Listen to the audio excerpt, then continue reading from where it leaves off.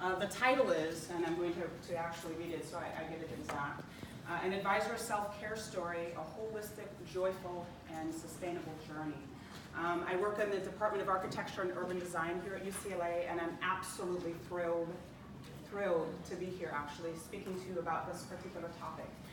It's been a 5-year-long journey to get to this place, and actually today, from my perspective, is a part of that journey. It's preparing actually for this presentation has actually allowed me many opportunities to reflect back on my journey, and so I would like to just share some things with you today. I'm going to read some quotes. According to the American Institute on Stress, 80% of workers feel stressed on the job. Nearly half say they need help in learning how to manage stress, and 42% say that coworkers need such help. 14% of respondents had felt like striking a coworker. Yes, in the past year, but didn't, which is good. A whole different topic. 62% routinely find that they end the day with work-related neck pain. 44% reported stressed out eyes. 38% complained of hurting hands, and 34% reported difficulty in sleeping because they were too stressed out. This might really be a picture of you in this sense, and it certainly has been of me. This chart, which I can't read from my computer because it's too little and I'm not wearing my glasses, I'm going to be real about that, is the main causes of stress. Juggling work and personal lives, 20%. Lack of job security, 6%. People issues, 28%, yes. And workload, 46%. These are huge statistics to me and very significant. My presentation, however, will not focus on stress from this perspective. As compelling as these statistics are, and they are, my approach is more anecdotal and personal in nature. My personal journey to wellness or well-being is in 3 parts. The first part at the beginning, I'll discuss the catalysts. What motivated me to embark on this journey? The transformative healing and campus resources that I accessed as part of this journey. And then I'll lead the group, if you'd like, into 2 guided meditations. Additionally, I'll talk about obstacles I faced and how I overcame them, or how I'm overcoming them, because it really is a process. And then I'll leave some time at the end for Q&A. The work life of a student advisor, which really brought me to this topic. I've been at UCLA for 10 years. I advise both undergraduates and graduate students. I would characterize my typical day as one in which I'm feeling overwhelmed and stressed out. And it's primarily because of the workload, which was alluded to previously, but it's also because of all the deadlines. Deadline after deadline after deadline. They're often conflicting, and this person doesn't know that you have this due, and that person just gave you a deadline perhaps 2 days ago, and that faculty member said I need it tomorrow, or maybe in 5 minutes, whatever. But that, to me, has been enormously stressful in terms of my job. And I would assume that for many of you, which is why you're here today, you experience similar types of shortness of breath, feeling lots of tension back here, that type of thing. The beginning of my journey, the motivators, or to be really technical, the fire under my butt. This is part 1. So it started, as I said, in 2013, and as I mentioned, lots of stress. But what I didn't mention is the severe and chronic back pain that I experienced. And for those of you who knew me 5, 6, 7 years ago, you may remember, I mean, when I say chronic, it was debilitating. I was going to a back specialist, actually, and I had an epidural, but it wasn't successful. And the surgeon, or the doctor, started talking about surgery, which was freaking me out, frankly. And he said, you know, we can do this, and it should be successful, but you lose some mobility, and on and on and on. And so that didn't really appeal to me, to be perfectly honest. But my son was also a huge motivator, and who would have thought this little 3-year-old would be, and for those of you who have children, you perhaps know what I'm talking about, such a motivator. But I remember when I was cooking once, and I was watching my son from the kitchen, and there's a little window area. He was watching shows. And I remember going to the cabinet and sneaking food and eating it behind the door. And it dawned on me, honestly, that I was preaching to my son, don't eat before dinner. You're going to, what, ruin your appetite. I'd grown up hearing that. But my behavior was very different from what I was teaching my son. Also, my son and I were on the floor one day, and he got up and he was like, ugh, ugh. He grunted. And I was like, he does that because that's what I do. And the reason that I was doing that at the time is I was much, much, much bigger than I am now, but also my back was so painful. And at the time I was 43, and I thought to myself, I have a couple of options, but I don't want to teach my son these things. And he's not going to listen as much to what I say, but to what I do. And so I wanted to be a good role model for him. I also experienced low energy. I felt very hopeless at that time, and I was very, very unhappy. The fork in the road, or the epiphany, I'm going to share with you two quotes. And the day came when the risk to remain tight in a bud was more painful than the risk it took to blossom. And also, maybe the journey isn't so much about becoming anything. Maybe it's about the becoming everything that isn't, or unbecoming rather, everything that isn't really you, so you can be who you were meant to be in the first place. You'll notice that throughout my talk there are lots of quotes and affirmations and a lot of images. Those things actually have served to provide for me an anchor, and also as, just messages of encouragement. So you'll note those. In terms of my journey, so I'm going to create sort of a roadmap, if you will, because I think in order to understand kind of where I'm at now, it's important to understand where I was. And so on your left-hand side, I have some words that I wrote down that sort of describe my before, which is what I ate whatever I wanted to, whenever I wanted to, and almost always to excess. I always ate more than I needed. I used food to cope. And when I say I used food to cope, I mean I used it like alcohol, like one would use alcohol. I used it to suppress feelings, to numb myself, out of boredom, when I was unhappy, when I was going through my divorce or my, dissolving my domestic partnership. I used it because my back was hurting and that was freaking me out. I was using it, at work constantly, that sort of thing. And I already mentioned the excruciating back pain, the daily medication. I was taking Aleve and Advil twice a day for sure.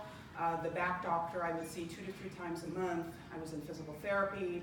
I had very traditional notions of aging, which is really important as part of my process as well, because I had to really redefine for me what it meant to be in my 40s and soon to be in my 50s, because I'm 48 now. And so I really think about that very differently. I was depressed, stressed, had anxiety, unhappy. I was very rigid, I'm not going to do that sort of thing, very pessimistic. I felt powerlessness, and my body was my enemy because, I was in so much pain. I remember once I was walking to my car, and my car is literally 2 or 3 blocks away, and I was hunched over like this walking, and I was crying, and I looked at a man, and I was like, that stranger, I might grab him. I might have to. And I remember telling a coworker this story, and he said, Verlena, you can get a disability placard. You could do that, and then you can be closer to your job. And I thought, no, I don't want to do that. I just was so very resistant. And all of this was happening at the same time as part of the context. So now I'm vegan and I don't eat refined sugar. I have healthier coping tools, which I'll talk about in the second part. Little to no back pain, actually, and I don't take any medication. All I take are vitamins, B12, some turmeric extract. To be perfectly honest, I'm a huge proponent of that. No doctor visits, back doctor. No physical therapy. I'm redefining what it means to be approaching 50.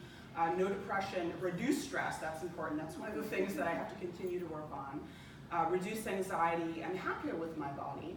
I feel like I'm more adaptive, I'm more optimistic, I'm empowered, and my body I view as my temple. I mean, I really think about what it is, even stress, when I'm ingesting stress and I'm feeling stressed out in that work. I just literally have to pause for a moment, take in a deep breath, and think about how that stress is impacting me, not only in the moment, but I really do believe stress, and we know this, science knows this, leads to disease. So it's just a reminder for myself, honestly, to take better care of myself. And then Rumi quote, and I love Rumi, he's one of my faves, is, as you start to walk on the way appears. Out of desperation, a journey was born. That's a Verlina quote. Serious transformation begins with two commitments: the courage to try new things and act in new ways, and the honesty needed to no longer hide from a lie to ourselves. And me behind that cabinet, to me, is a perfect example of how I was being dishonest, really, with myself. Before I continue on in my talk, two words that I use pretty frequently, and that really framed my journey, and they were things that I kept going back to over and over and over again as I thought about what I would do. And really, I think well-being gets thrown around a lot. So there's the theory of it, and then there's the practice of it. So I really tried to embody, I tried to embrace what that meant. Well-being includes the presence of positive emotions and moods like contentment and happiness, the absence of negative emotions such as depression, anxiety, satisfaction with life, and fulfillment and positive functioning. The other word that I actually really like is holistic, and I love the fact that it has whole sort of embedded in the saying of the word. Holistic, relating to the whole of something or to the total system instead of just to its parts, for example, mind, spirit, and emotions. And the day that I had this epiphany, literally it was an epiphany in terms of this journey, I remember I was in my shower, and I was like, I'm gonna lose weight. That is what I'm going to do. I had gotten up to about 305, and in my entire journey I lost about 140, but it's like, I'm gonna lose weight, that's gonna fix everything. And then my higher knowing said, no, it's gonna make you thinner, you're still gonna have the same problems that you have. And so I was really encouraged instead to focus on my emotional well-being. Why was I eating all the time? What was I trying to suppress? Also my spiritual aspect of myself and my mental aspect of myself. In terms of my thinking, I really had to change my thinking. I knew that those failed diets that I'd been on through my teens, through my 20s, the bulimia when I was 17, like all of that, I did not want to repeat any of the mistakes. But what they taught me is invaluable. They taught me what not to do, okay?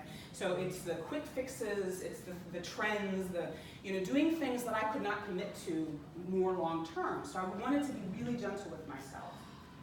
So to zoom out really quickly, the primary issue that I'll talk about, stress, very briefly, and then identifying a few strengths, because I think for me, what I've always done in the past and what I did different this time, is I focused on what was broken. I focused on what I needed to fix. I focused on ways that I was weak, perhaps, or I perceived myself as being weak. And to me, that had never worked. So I needed to shift my thinking to my strengths. But first, stress.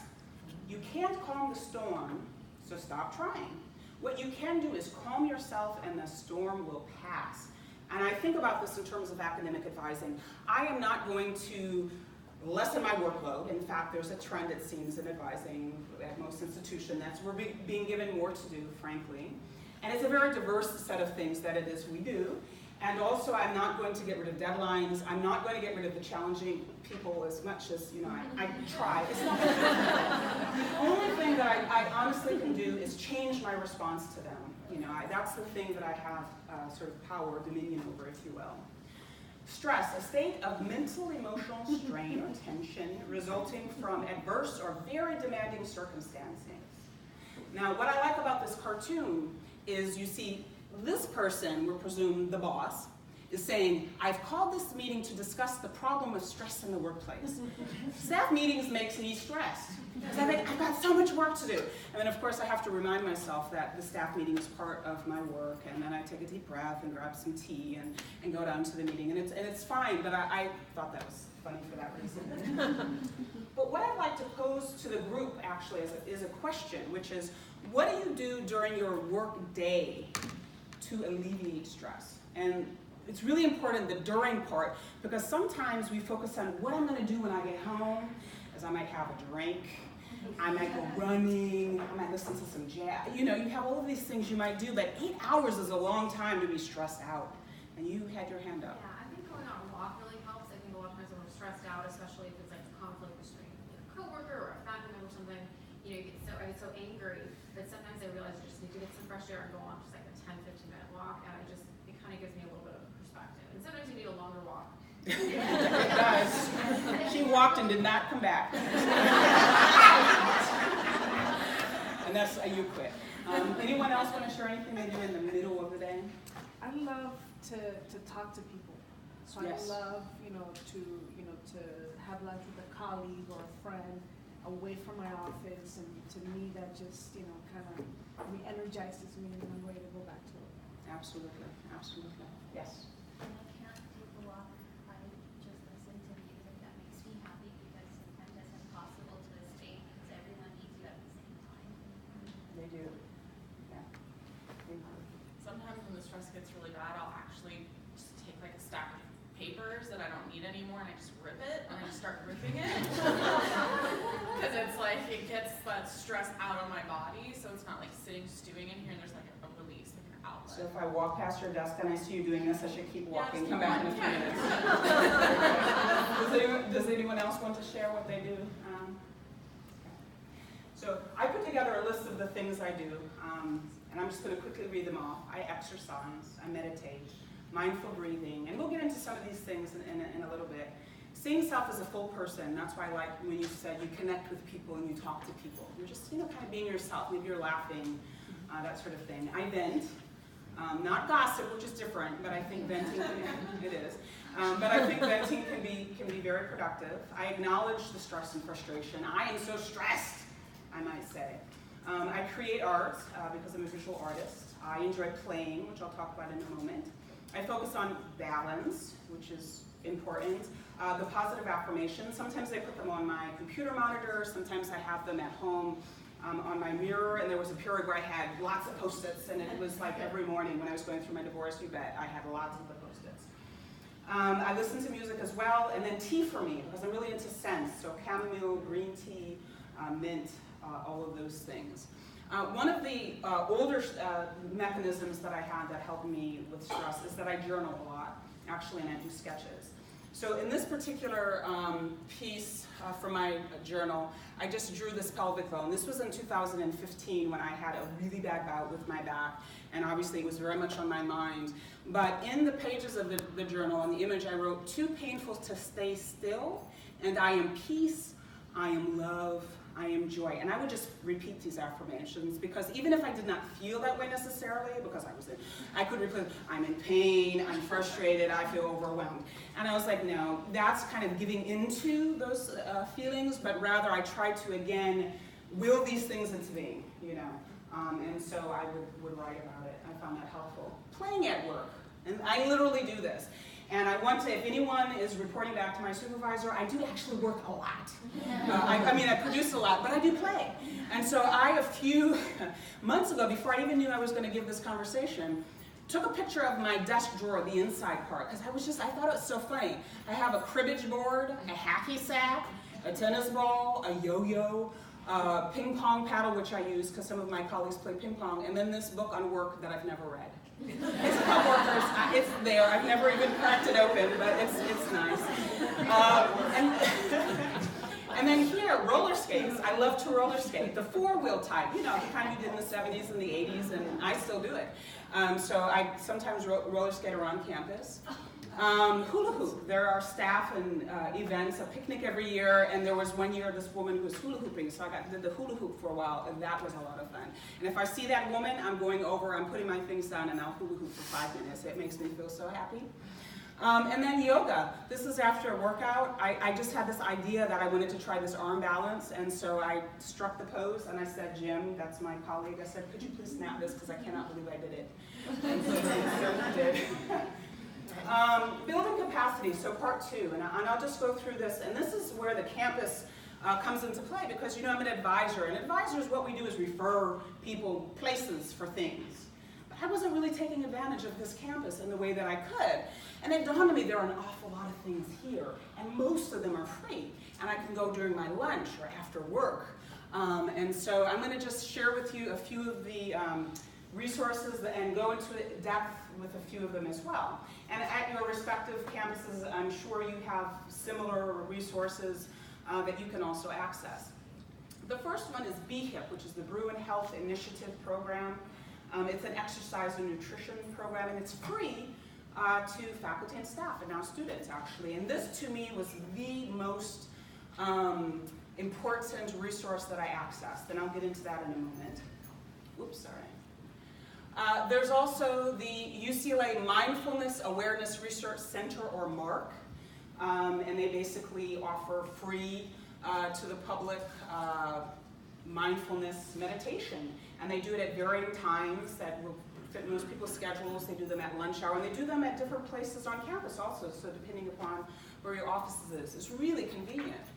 There's the UCLA Ergonomics unit as well, which I participated in. There's FitWell, and specifically I have done yoga, and it's fantastic. Again, free.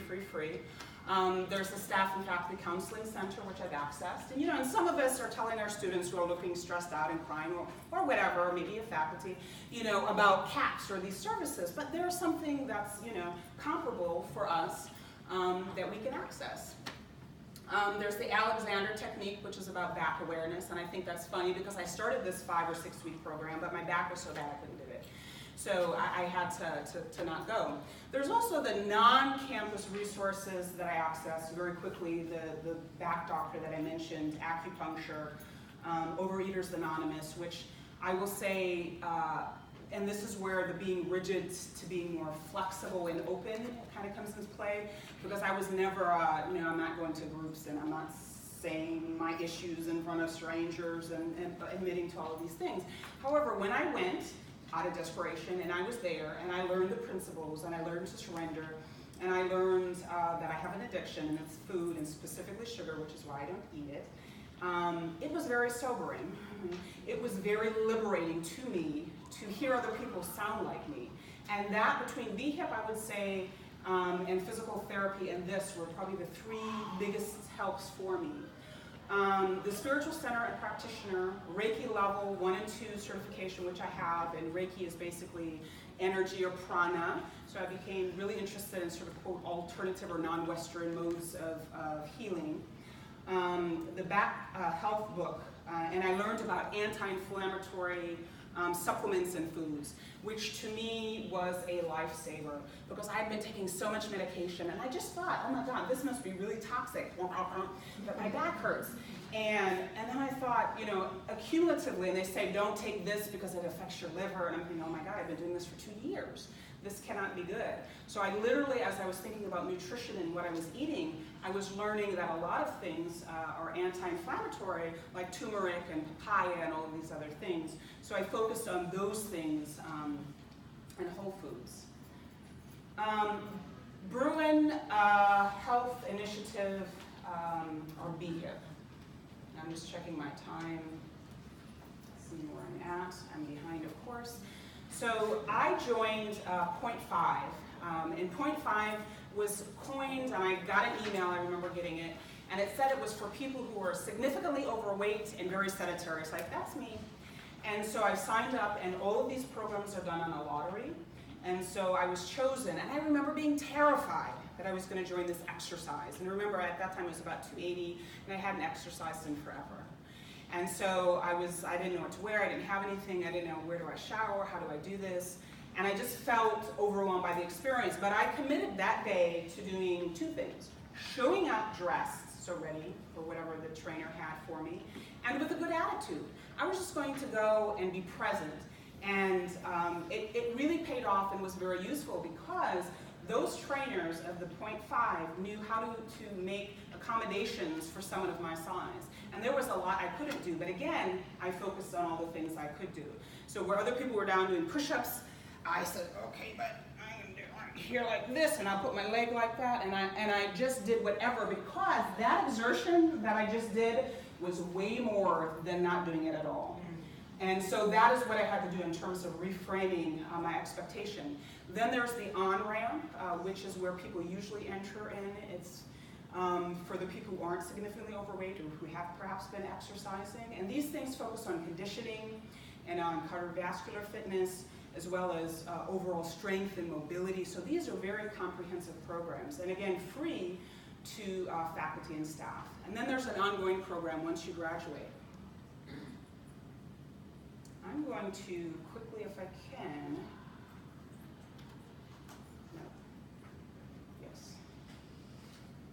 So I'm going to show you a 2-minute video that was taken, the BHIP director sent a videographer to my office because of my participation, and basically filmed a little excerpt that they shared with their funders. And so you get a sense of the BHIP, and it's kind of like a testimonial. I'm going to go ahead and play that for you now. Perhaps I'm not.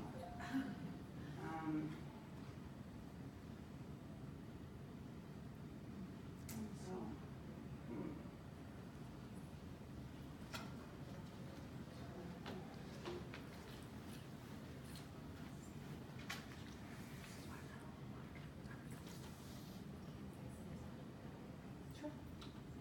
And if it doesn't work, I'll just bypass it. It's no big deal.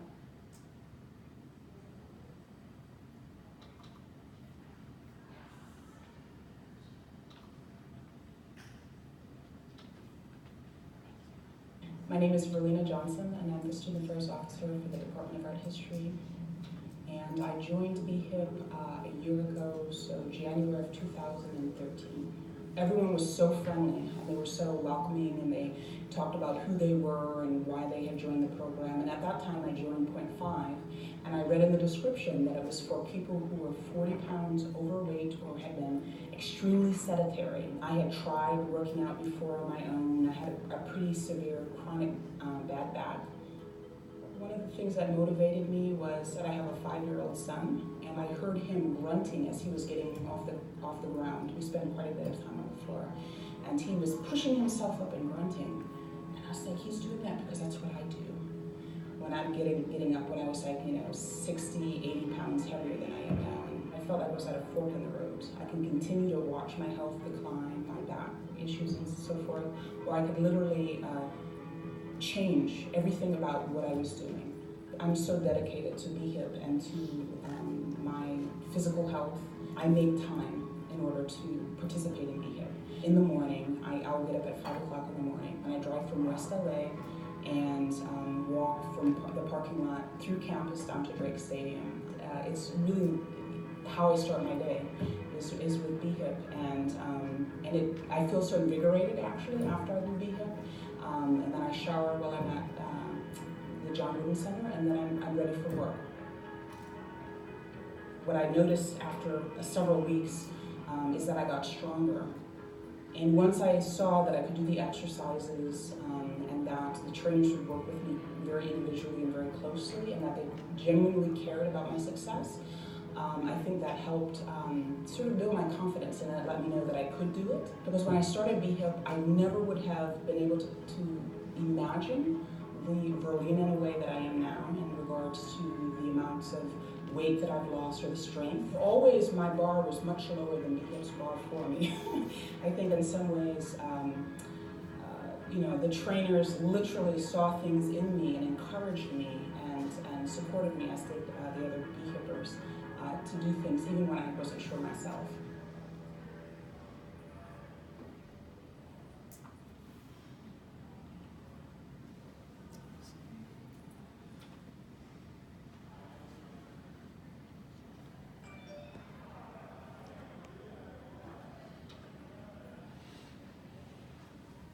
Great, thank you. So again, 0.5, and then I did the on-ramp twice because I couldn't do a push-up, and for some reason that was really important to me, so I asked if I could do it a second time, and they said fine, and then I did ongoing for a while. I also participated in the ergonomics program here on campus, which again is free, and while I was sitting there really stressed, and again, old me, literally sat at my desk the entire time for hours at a time, feeling incredibly stressed out, typing at my desk. My shoulders were here, I was breathing really shallowly, and taking my printing jobs off, and something seemed askewed. And then I was reading all of these things about back issues and how sitting at desks is really detrimental and bad for our backs, which is why a lot of people now are standing and sitting and standing and moving.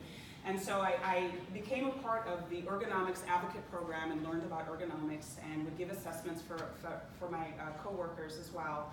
And then I immediately took my printer away from my desk and put it on the other side of my office, so it forced me to get up. I put this app on my computer so that it would remind me to take breaks so I wouldn't be there for 2 hours. It reminded me to stretch my wrist, so I could do that. Remind me to look away occasionally so I'm not looking, so, in terms of the eye strain, that's really bad for us. And things like that. And the reminders were important at first, and now it's really